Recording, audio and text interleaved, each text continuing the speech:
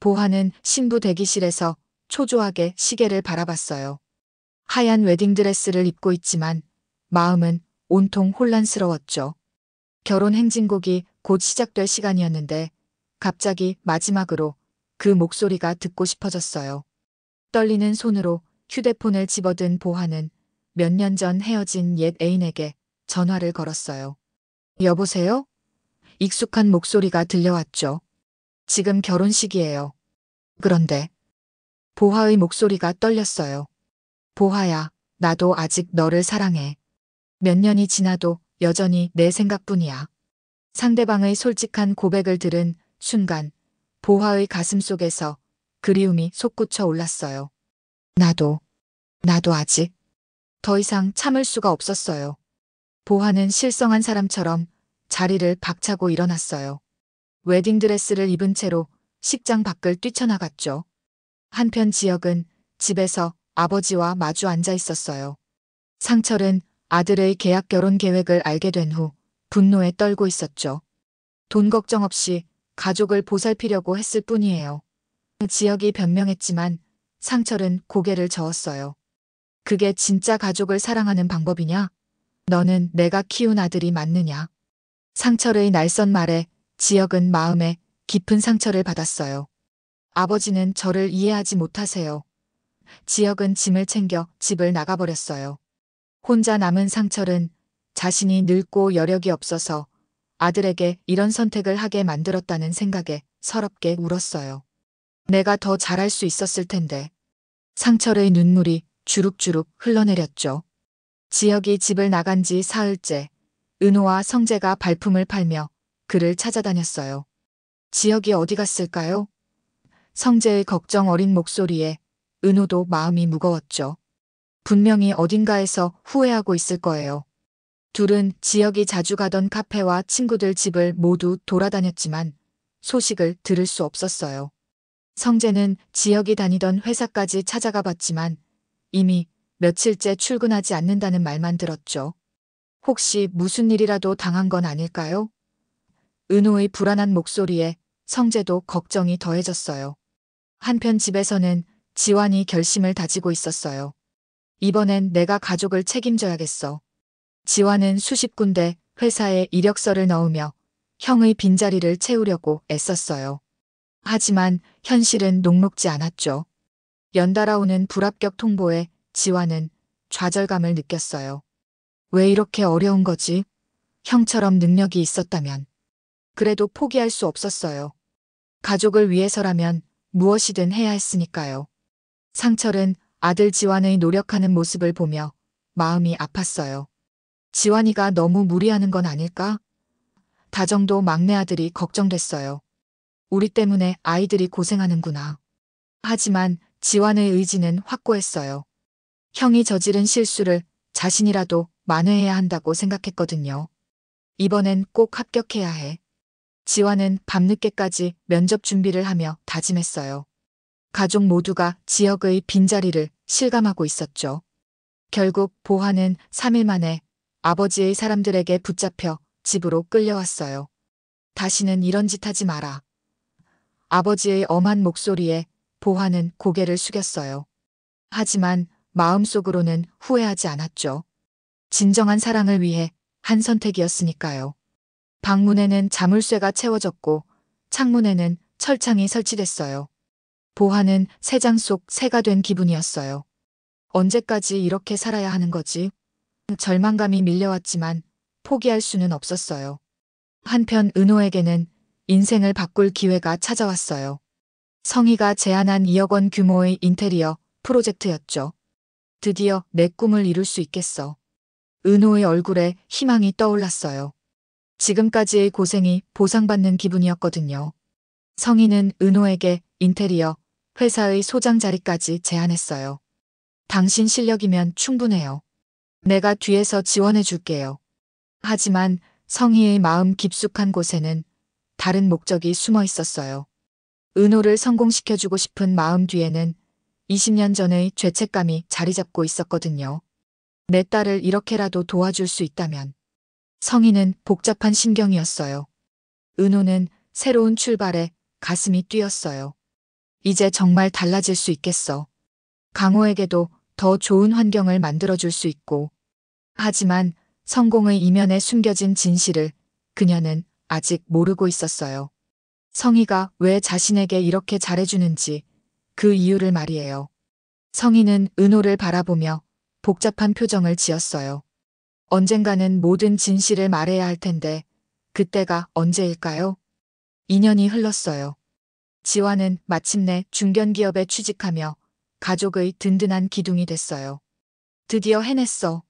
지환의 기쁜 소식에 상철과 다정은 감격의 눈물을 흘렸어요. 우리 막내가 이렇게 의젓하게 자랐구나. 상철은 자랑스러워했지만 한편으로는 지역 생각에 마음이 아팠어요. 지환은 월급을 받자마자 부모님께 용돈을 드렸어요. 이제 걱정 마세요. 제가 책임질게요. 든든한 아들의 모습에 부부는 고마움을 느꼈죠. 한편 은호는 인테리어계의 떠오르는 스타가 됐어요. 그녀의 작품들은 업계에서 화제가 됐고 의뢰가 끊이지 않았거든요. 은호 씨 덕분에 우리 회사가 이렇게 커졌네요. 직원들의 축하를 받으며 은호는 뿌듯함을 느꼈어요. 강호도 누나의 성공을 자랑스러워했죠. 우리 누나가 최고야. 하지만 보화는 여전히 아버지의 감시 하에서 살고 있었어요. 2년 동안 집 밖으로 나갈 수도 없는 답답한 나날들이 계속됐죠. 때로는 우울증에 빠져 하루 종일 잠만 자기도 했어요. 언제까지 이렇게 살아야 하는 거지? 그런 어느 날 성희가 은호를 불러 충격적인 고백을 했어요. 사실 나는 너의 친어머니야. 은호는 믿을 수 없다는 표정으로 성희를 바라봤어요. 뭐라고요? 그게 무슨 말씀이세요? 20년 전 어쩔 수 없는 사정으로 너를 입양 보냈어. 정말 미안해. 성희의 눈에서 눈물이 흘러내렸어요. 은호의 머릿속이 하얘졌어요. 그동안 느꼈던 묘한 친근감의 이유를 이제야 알 것 같았죠. 그럼 정순이 어머니는 뭐가 되는 거예요? 은호의 마음은 복잡해졌어요. 진짜 엄마와 키워준 엄마 사이에서 혼란스러웠거든요.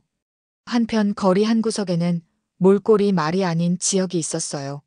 한때 재벌가 며느리를 꿈꿨던 남자는 이제 거의 노숙자나 다름없는 모습이었죠. 2년 동안 이곳저곳을 떠돌며 하루하루 버텨왔지만 삶은 나아지지 않았어요. 옷은 해져 있고 수염은 덥수룩했으며 눈빛은 생기를 잃었어요. 성재가 우연히 지역을 발견하고 깜짝 놀라 달려왔어요. 지역아, 이게 무슨 모습이야? 성재는 눈물을 참으며 말했어요. 친구의 초라한 모습을 보니 가슴이 아팠거든요. 우리 집에서 지내자. 제발 부탁이다. 이렇게 마냥 살 순 없잖아. 하지만 지역은 완강히 거절했어요. 난 괜찮아. 신경 쓰지 마. 나는 혼자서도 잘 살 수 있어. 자존심이 허락하지 않았죠. 비록 이런 몰골이 됐지만 친구에게 손을 벌리고 싶지 않았어요. 성재는 애타는 마음으로 지역을 설득했지만 소용없었어요. 몰래 도시락을 사다 놓고 가도 지역은 건드리지도 않았어요. 왜 이렇게 고집을 부리는 거야? 성재는 답답했지만 포기할 수 없었어요. 지역은 절친이었으니까요. 어떻게든 도와주고 싶었지만 방법을 찾을 수 없었어요. 그런데 지역의 마음속 깊은 곳에는 후회가 자리 잡고 있었어요. 보화를 잃고 가족까지 잃은 자신이 한심했지만 그 누구에게도 약한 모습을 보이고 싶지 않았어요. 밤이 되면 혼자서 눈물을 흘렸지만 낮에는 강한 척 버텼어요.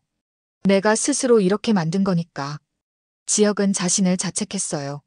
성재는 그런 지역을 보며 가슴이 아팠어요. 어떻게 하면 지역을 도울 수 있을까? 하지만 지역의 완고한 자존심 앞에서는 속수무책이었죠. 보화의 재벌 아버지는 딸의 첫 번째 도망 이후 더욱 철저한 계획을 세웠어요. 이번엔 확실한 상대를 정했다. 아버지의 차가운 목소리에 보화는 몸서리쳤어요. 2년 동안의 감금 생활로 보화는 많이 지쳐 있었거든요. 햇빛도 제대로 못 보고 살아서 얼굴이 창백해졌고 예전의 생기는 사라져버렸어요. 또 다시 이런 일을 하시려는 거예요? 보화의 절규 섞인 목소리가 방안을 울렸어요. 하지만 아버지는 냉정했어요. 지난번처럼 도망갈 생각은 하지도 마라. 이번엔 절대 놓치지 않을 거다. 아버지는 보화를 더욱 철저히 감시하기 시작했어요. 보화의 방문에는 24시간 경비원이 서 있고 전화기도 모두 치워졌죠. 심지어 창문도 완전히 봉쇄해버렸어요. 이번엔 내가 도망갈 수 없게 하겠다. 아버지의 단호한 말에 보화는 절망했어요. 마치 감옥에 갇힌 죄수 같은 기분이었죠. 결혼식 준비는 보화의 의사와는 전혀 상관없이 진행됐어요. 드레스 피팅부터 결혼식장 예약까지 모든 것이 아버지의 뜻대로 결정됐죠. 보화는 인형처럼 끌려다니며 자신의 운명을 원망했어요. 내 인생은 정말 내 것이 아니구나. 눈물이 말랐을 정도로 많이 울었어요. 하지만 이번에는 상대방이 누구인지조차 알려주지 않았어요. 누구와 결혼하는 것인지도 모른 채 결혼식에 나서라는 거예요? 보화가 물어봐도 아버지는 입을 열지 않았어요. 알 필요 없다. 그냥 시키는 대로만 하면 된다. 보화는 불안과 두려움에 떨었죠. 과연 이번엔 누구와 결혼하게 될까요? 혹시 더 끔찍한 상대는 아닐까 하는 걱정이 밤잠을 설치게 만들었어요. 며칠 후 감금에서 잠시 풀려난 보화가 은호를 몰래 만났어요. 병원 진료라는 핑계로 겨우 빠져나온 거였죠. 은호 씨, 저 또 결혼해야 해요. 보화의 지친 얼굴을 본 은호는 마음이 아팠어요. 2년 동안의 감금 생활이 보화를 많이 변하게 만들었거든요. 예전의 밝고 당찬 모습은 사라지고 우울하고 초췌한 모습이 되어버렸어요. 또 모르는 사람과 결혼하라고 하시는군요. 은호가 위로하려던 그때 보화가 충격적인 사실을 털어놨어요. 은호 씨, 그런데 정략 결혼 상대가 성재 씨라고 하더라고요. 은호는 깜짝 놀라며 보화를 바라봤어요. 뭐라고요? 성재 선배가? 은호의 목소리가 떨렸어요. 네, 지역 선배의 절친인 그 성재 선배 말이에요. 보화의 말에 은호는 경악했어요. 지역을 도우려던 성재가 보화와 강제 결혼을 해야 하다니 이런 아이러니가 있을까요? 이게 무슨 운명의 장난인가요? 은호는 믿을 수 없다는 표정을 지었어요. 모든 인물들의 운명이 실타래처럼 복잡하게 엮이기 시작했어요. 지역을 구하려던 성재가 정작 지역이 결혼하려고 했던 여자와 억지로 결혼해야 하는 상황이 펼쳐진 거죠. 성재 선배가 이 사실을 알까요? 은호가 물어보자 보화는 고개를 저었어요. 아직 모르는 것 같아요. 아버지가 비밀로 하고 있거든요. 보화의 대답에 은호는 더욱 복잡한 마음이 됐어요. 그럼 결혼식 날까지 모른 채로 있다가 그 자리에서 알게 되는 건가요? 그런 것 같아요. 정말 끔찍하죠? 보화는 절망적인 표정을 지었어요. 과연 그들은 이 위기를 벗어날 수 있을까요? 운명의 수레바퀴는 점점 더 빠르게 돌아가고 있었어요.